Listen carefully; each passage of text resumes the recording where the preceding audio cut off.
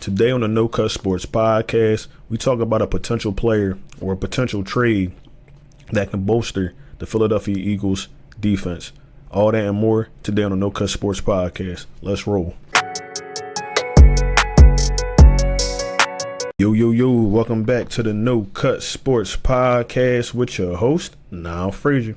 And before we get started, could you please do something for me? Like, comment, and subscribe to always catch this vibe, man. I really do appreciate all my subscribers, everybody that comments on the videos. It really does mean a lot.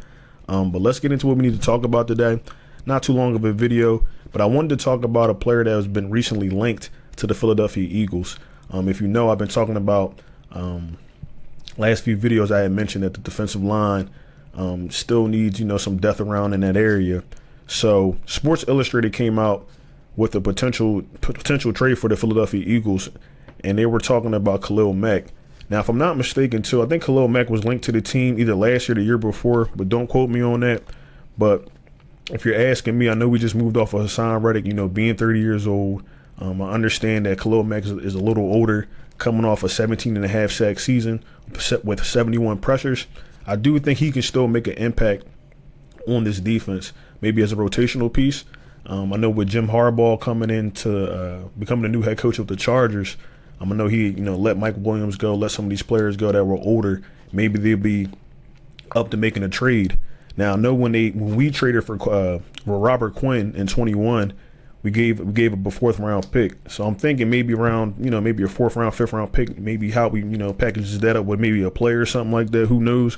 But I think the pick will just get it done, honestly. I know we still were talking about James Bradbury and what they're going to do with him.